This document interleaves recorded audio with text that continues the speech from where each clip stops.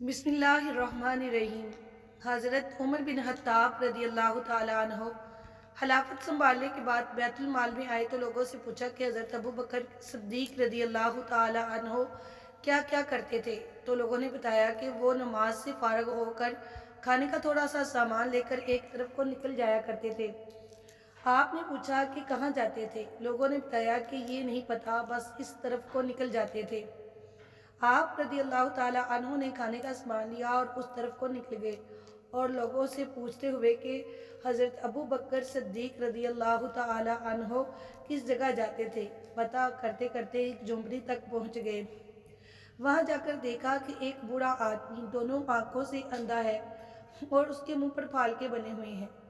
उसने जब किसी के आने की आवाज़ सुनी तो बड़े गुस्से में बोला कि पिछले 3 दिन से कहाँ चले गए थे तुम। आप रज़ी अल्लाह ताला अन्हु खामोश रहे और उसको खाना खिलाना शुरू किया। तो उसने गुस्से से कहा, क्या बात है, एक तो तुम 3 दिन बाद आए हो और खाना खिलाने का तरीका भी भूल गए हो।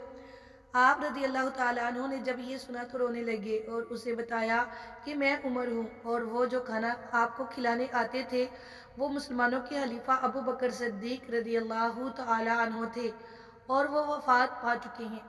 जब इस बूढ़े ने ये बात सुनी तो खड़ा हो गया और कहा कि ए उमर, मुझे कलमा पढ़ा कर मुसलमान कर दे। पिछले 2 साल से वो आदमी रोज़ मेरे पास आता और खाना खिलाता रहा। एक दिन भी उसने मुझे नहीं बताया कि मैं कौन हूँ। ऐसे अच्छे अखलाक वाले थे वो अबू बकर सिद्दीक रदी अल्लाह ताला अन्हु। और ऐसे ही अच्छे अखलाक का दर्स देता है हमें हमारा दीन इस्लाम। अल्लाह ताला हमें अपने अखलाक अच्छे करने की तौफीक अता फरमाए। आमीन।